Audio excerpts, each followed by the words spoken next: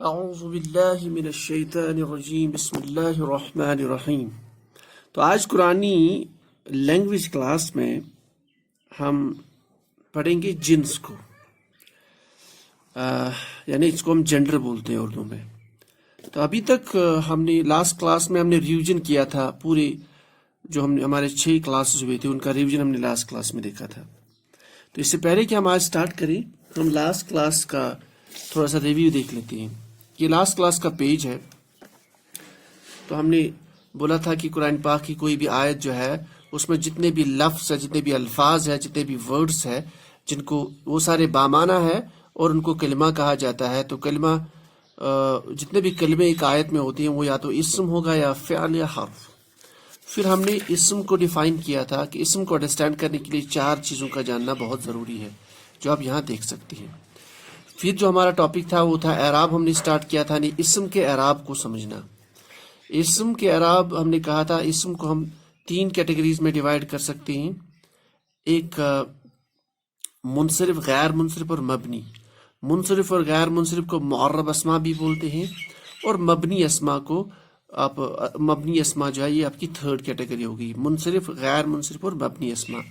اور پھر ہم نے یہ سارا ہم نے ڈسکس کیا ہے پچھلے 6 کلاسز میں۔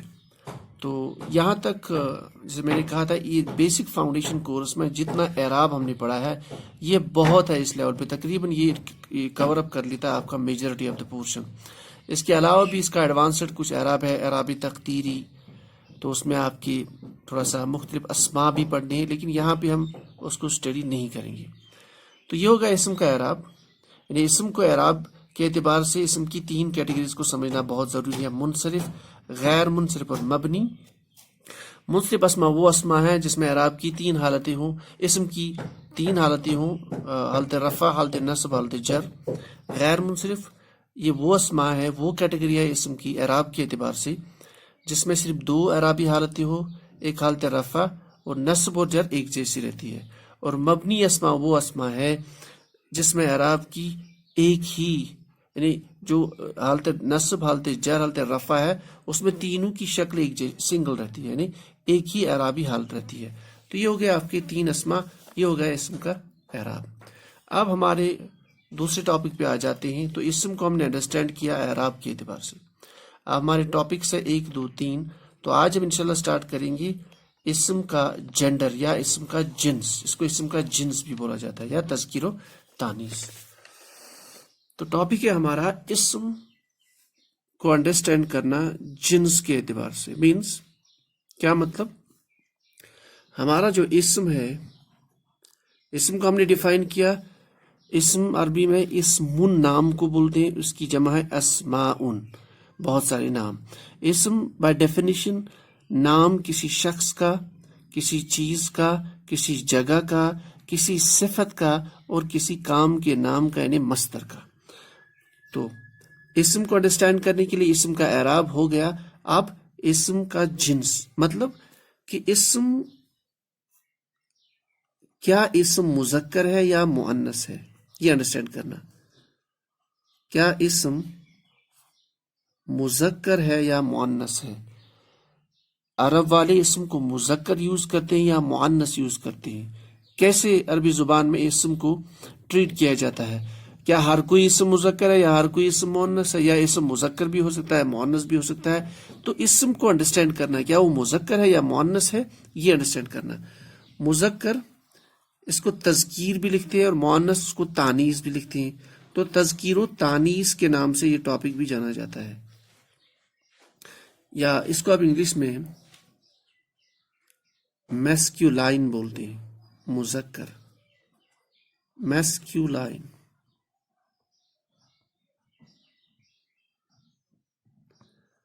یہ بیچ بیچ میں انگلش ٹرمنالوجی اس لیے استعمال کر رہا ہوں کیونکہ یوزلی اگر زیادہ انگلش پڑھنے والے جنہوں نے زیادہ انگلش کتابوں کو اسٹڈی کیا ہوگا تو ان کے لیے یہ شاید کانسیپٹ ہیلپ کر سکتا ہے۔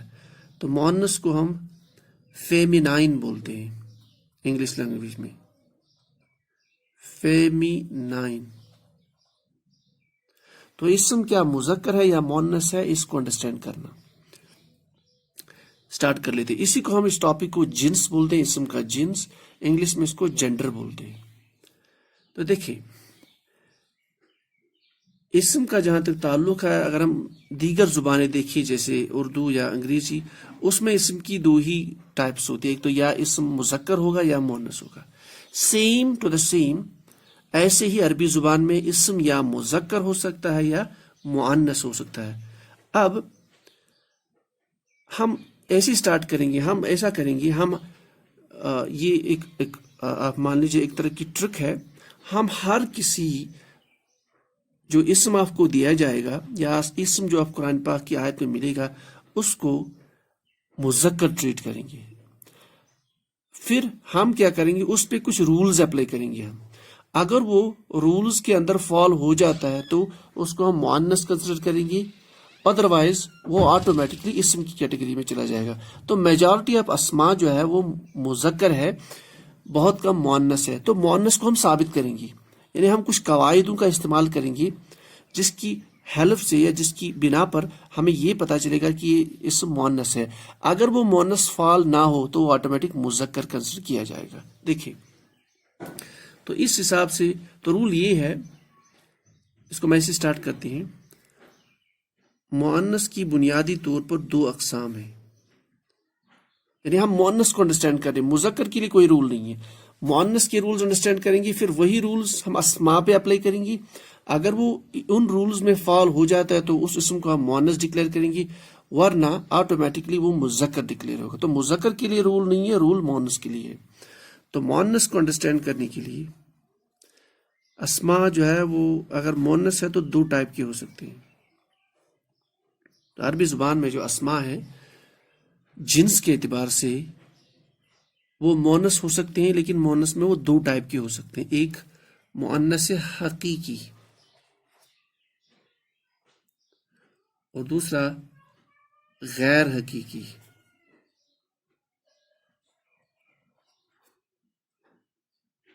تو مؤنث کوئی بھی اسما اگر مؤنث ہوگا یا تو وہ مؤنث حقیقی ہوگا یا وہ مؤنث غیر حقیقی ہوگا. کیا مطلب؟ حقیقی کا مطلب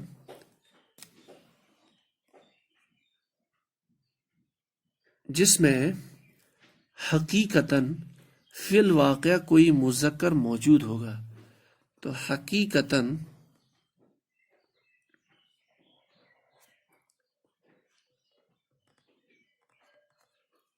فی الواقع یا حقیقتاً فی الواقع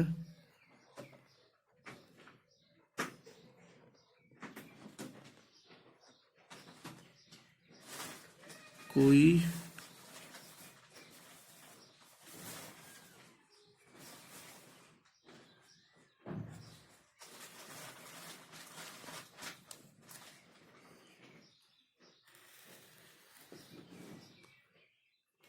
تو جس میں یعنی جس میں آپ کے پاس آئیڈیلی حقیقت میں اس اسم کا مذکر موجود ہوگا، یعنی حقیقتاً موجود ہوگا. یعنی کچھ اسما اگر وہ مؤنث ہے تو اس کا مذکر حقیقتاً موجود ہوگا. جیسے ہم کہتے ہیں عربی میں ابن، اس کو ہم تھوڑا سا انڈرسٹینڈ کریں گے. اسے ابن، اب یا ابن عربی میں باپ کو بولتے ہیں یا والد کو. ٹھیک، تو اس طرح سے اب یہ تو مذکر ہے، اس میں کوئی شک نہیں ہے. اب اس کا مقابل مد مقابل کوئی مؤنث کون سا ہے؟ امن.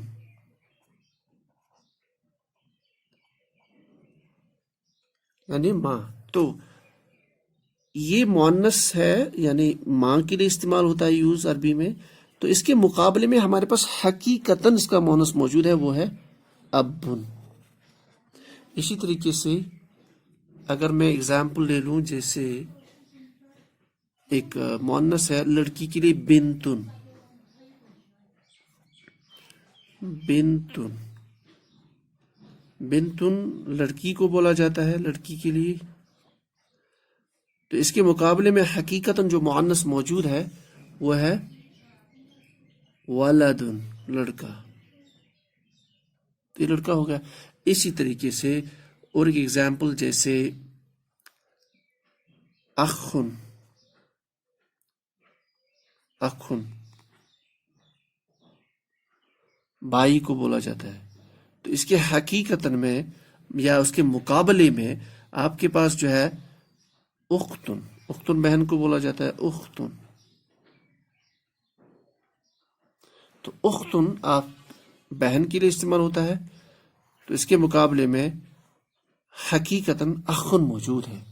تو اس طرح کے اسماء اس طرح سے آپ کہہ سکتے ہیں چاچا چاچی، جیسے عمن عمتن، تو عمن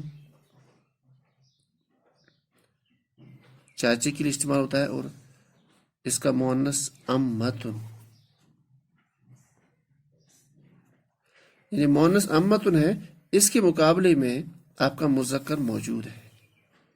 تو دادا دادی، نانا نانی، یعنی ایسے اسماء، ایسے مؤنث اسماء جس کا حقیقتاً ہمارے پاس مذکر موجود ہو، ان کو حقیقی مؤنث بولا جاتا ہے.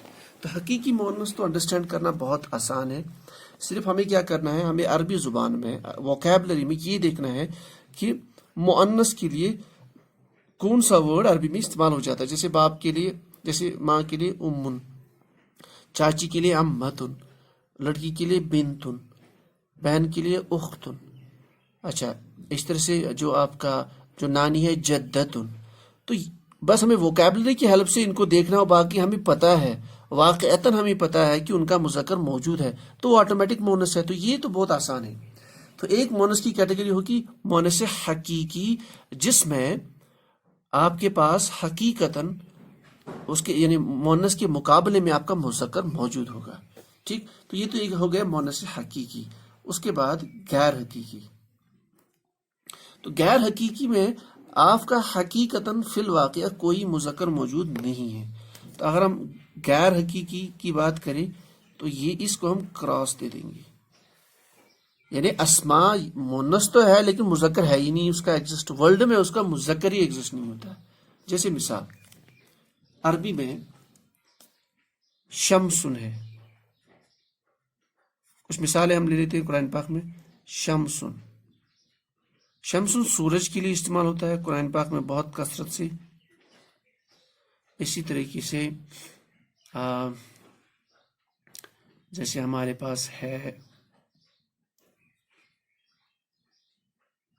ذکرہ، ذکرہ اس کو ایسے لکھا جاتا ہے اس کو شکل میں. اب ذکرہ مطلب نصیحت. اب نصیحت کا مؤنث تو ہے ہی نہیں، شمس سورج اس کا مؤنث ہی نہیں ہے. نصیحت یا یہ بھی اسم ہے، اس کا تو کیا مؤنث ہو سکتا ہے. اس طرح سے اگزامپل ہم لکھیں گے جیسے خضراء یا بکماء، اور جیسے ہم لکھیں گے صفراء، صفراء. صفراء ہم نے کہا تھا اٹس کالڈ یلو، زرد. اب صفراء زرد جو ہے، زرد یلو. اب صفراء کا مذکر کیا ہوگا؟ تو ایسے اسماء چونکہ ان کو عرب استعمال کر لیتے ہیں، عرب کی زبان ہے، وہ ان کو وہ جیسے چاہے ویسے استعمال کرے، وہ اسم کو مذکر استعمال کرے یا مؤنث استعمال کرے، ہمیں عجمی ہو کے ان کو فالو کرنا پڑے گا.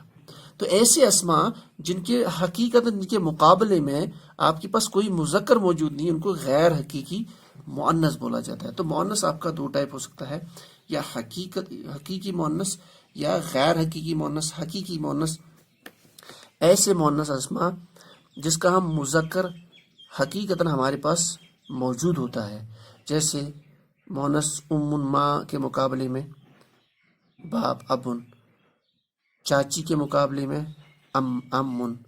اچھا، بنتن لڑکی کے مقابلے میں ولدن. اچھا، اختن بہن کے مقابلے میں اخن، وہ ہو گیا آپ کا بھائی. تو یہ تو ہو گیا حقیقی مؤنث، اس کو پہچاننا آسان ہے. اب یہ مسئلہ ہے اس کو کیسے پہچانا جائے. تو حقیقی مونس کے لیے صرف ہمیں ڈکشنری کا استعمال کرنا پڑے گا. آپ ووکیبلری پہ دیکھ لیں, یہاں اردو انگلش یا یہ اردو عربک یا انگلش عربک یوز کر سکتے ہیں. اگر انگلش آپ جانتے ہیں زیادہ تو انگلش عربک استعمال کر سکتے ہیں. آپ کو انگلش کا تو پتہ ہوگا, اس کے مقابلے میں آرام سے دیکھنا ہے صرف نام, اور ہم انڈرسٹینڈ کر سکتے ہیں یہ کیوں مونس ہے. تو حقیقی مونس بہت آسان ہے. غیر حقیقی مونس, اب سورج کو یوز کرنا ہے جملے میں, یہ مونس یوز کرنا ہے کہ مذکر, بڑا مشکل ہے. ذکرہ کیا استعمال کرے, جیسے میں نے یہ 3 الفاظ یہاں پہ لکھے ہیں, 3 اسما, یہ غیر, یہ مونس استعمال ہوتے ہیں. عرب والے ان کو مونس استعمال کرتے ہیں, ان کو غیر حقیقی مونس بولا جاتا ہے, کیونکہ حقیقتاً ہمارے پاس ان کا کوئی مد مقابل یعنی مونس موجود نہیں ہے, یہ مذکر موجود نہیں ہے. تو ایسے غیر حقیقی اسماء کو انڈرسٹینڈ کرنے کے لیے اس کو فردر انڈرسٹینڈ کرنا پڑے گا. تو غیر حقیقی اسماء جو ہے, تو یہ جو غیر حقیقی اسماء ہے,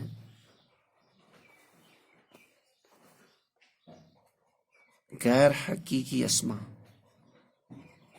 اس کو ہم فردر انڈرسٹینڈ کریں گے. غیر حقیقی مؤنث لکھ لیتے ہیں, اسماء تو ہے ہی وہ, تو غیر حقیقی مؤنث.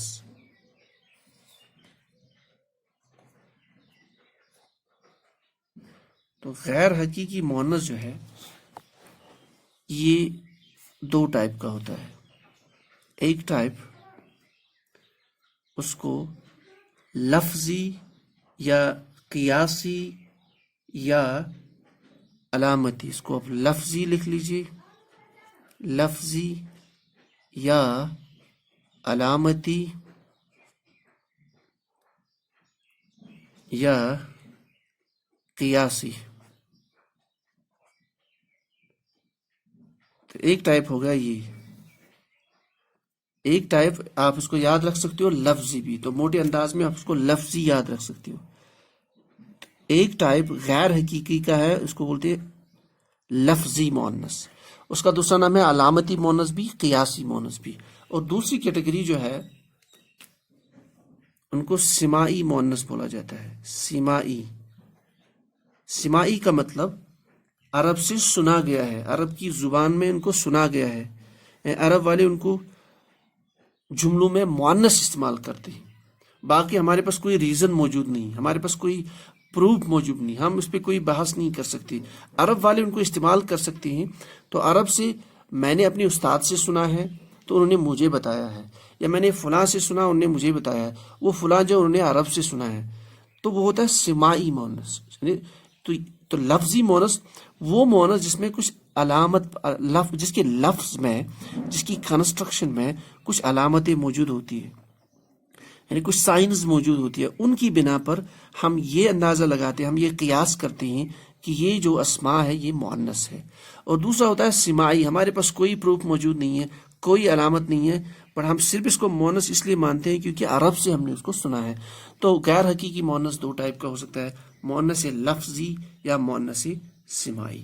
تو مؤنث لفظی مطلب جس میں علامتیں موجود ہیں. یہ ٹاپک قرآن پاک کی انڈرسٹینڈنگ کے لیے بہت امپورٹنٹ ہے. ایک اسم کو مؤنث ڈکلیئر کرنا, اس میں وہ علامتیں یاد رکھنا, یہ بہت امپورٹنٹ ہے. اس سے ہمارا بہت سا مسئلہ سالو ہو جاتا ہے. تو مجموعی طور پر 3 علامتیں ہوتی ہیں ایک اسم کے اندر, جس کی ہیلپ سے ہم یہ بول سکتے ہیں کہ یہ اسم جو ہے یہ مؤنث ہے. ایک علامت, تو علامت نمبر 1, ایک علامت ہے وہ ہوتی ہے گول تا, یعنی اسم کے اینڈ پر یہ گول تا ہوتا ہے, اس کو گول تا بولتے ہیں. یہ ایسے بھی ہو سکتا ہے, اس کو گول تا بولا جاتا ہے. جب نارملی ہم لینگویج میں اس کو گول تا بولتے ہیں, یا اس کا ٹیکنیکل نیم ہے تائے مربوطہ. یہ اس کا ٹیکنیکل اکثر آپ گرامر کی بکس میں دیکھو گے, تائے مربوطہ. تو جب اسم کے اینڈ پہ تائے مربوطہ ہوگا یا گول تا یا چھوٹا تا ہوگا, تو وہ اسم, اسے یہ پتہ چلتا ہے وہ اسم مؤنث استعمال ہوتا ہے, یعنی وہ مؤنث ہے. نمبر 1. اس میں ایکسیپشنز ہے, لیکن most of the times, majority of the times یہ رول فالو ہو جاتا ہے. سیکنڈ, دوسری علامت ہے اس کو، وہ علامت یہ ہوتی ہے یعنی کسی بھی لفظ یا اسم کے اینڈ پہ یہ الف ایسا ہوگا اور الف کے بعد حمزہ ہوگا، اس کو بولا جاتا ہے الف ممدودہ. تو ٹیکنیکل ٹرم میں، اصطلاح میں اس کو الف ممدودہ بولا جاتا ہے. جب اسما کے اینڈ پہ الف ممدودہ ہوگا تو وہ بھی مؤنث ڈکلیئر ہوگا. اس کے بعد جو تیسری موٹی علامت ہے وہ الف مقصورہ. اچھا پہلے لکھ لیتے ہیں.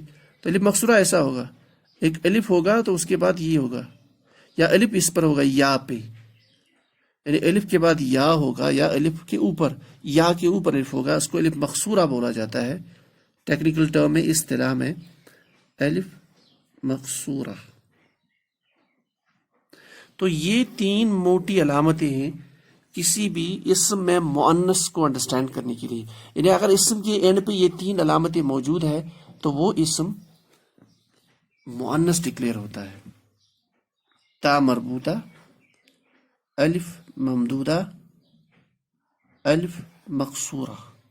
تو یہ تین علامتیں اگر ہمارے پاس کسی بھی اسم کے اینڈ پہ ہوں گی تو ہم اسے مؤنث مانیں گے اور اس کا استعمال ایز اے مؤنث استعمال کریں گے. ہم جیسے کچھ اگزامپلز ہم لیتے ہیں قرآن پاک میں، اس کی بہت ساری اگزامپل ہے. تا مربوطہ میں آپ قرآن پاک میں بہت ساری اگزامپلز دیکھ سکتے ہو. جیسے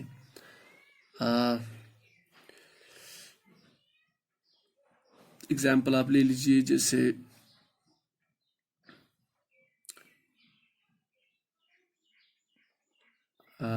مدرستن، یہ قرآن پاک میں تو نہیں، یہ بہرحال اگزامپل ہے. مدرستن، تو یہ گولتا ہوتا ہے ایسے مدرستن.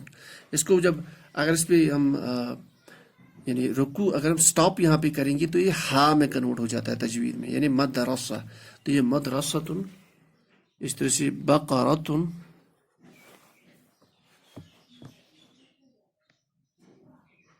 بقرتن تو گائے کے لیے استعمال ہوتا ہے گولتا اینڈ پہ. مدرستن گولتا اینڈ پہ. تو اس طرح سے جہاں آپ کو گولتا ملے گا تو وہ مؤنث ہوگا. اسی طرح سے آپ وجوہن دیکھ سکتے ہو، یا وجہن. وجہن چہرے کو بولا جاتا ہے جس کی جمع وجوہ. تو وجہن کے اینڈ پہ گولتا ہے تو یہ بھی مؤنث ہے. تو ایسے ہم آرام سے انڈرسٹینڈ کر سکتے ہیں. تو گولتا کی یہ کچھ مثالیں ہو گئی. الف ممدودہ کی مثالیں دیکھ لیتے ہیں. الف ممدودہ کی مثال جیسے آپ لے لیجیے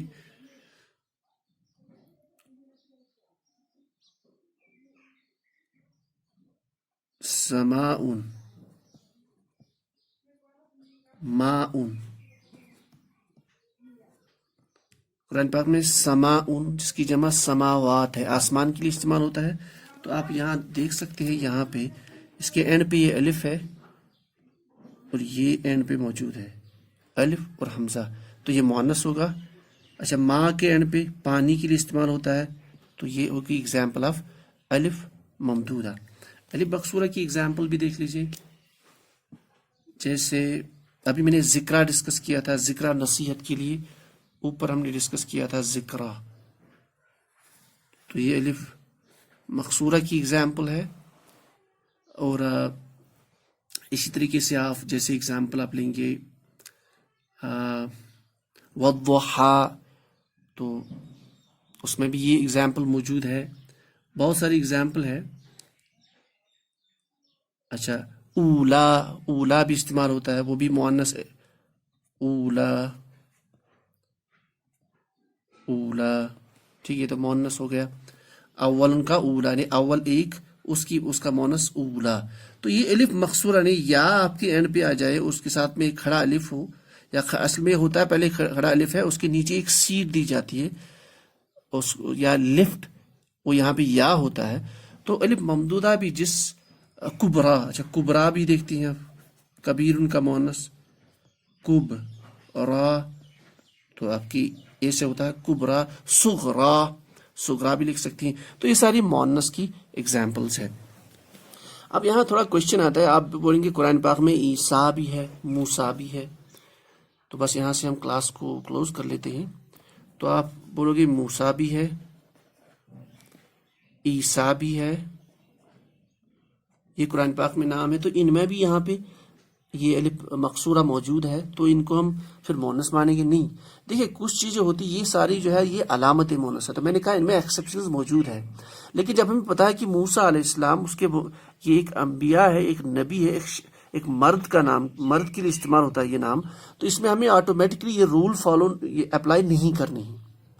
تو نہیں، تو اس لیے میں نے کہا کہ ان میں ایکسیپشنز موجود ہے، لیکن میجورٹی آف دا ٹائمز اس سے ہمارا کام بہت آسان ہو جاتا ہے، یعنی ایک مذکر اور مؤنث کو ڈفرینشیٹ کرنے میں. لیکن جب ہمیں پتہ ہی ہے کہ یہ حقیقتاً مؤنث ہے تو پھر کوئی رول اپلائی نہیں ہوتا ہے کہ الف مقصورہ ہو، الف ممدودہ ہو یا تا مربوطہ ہو.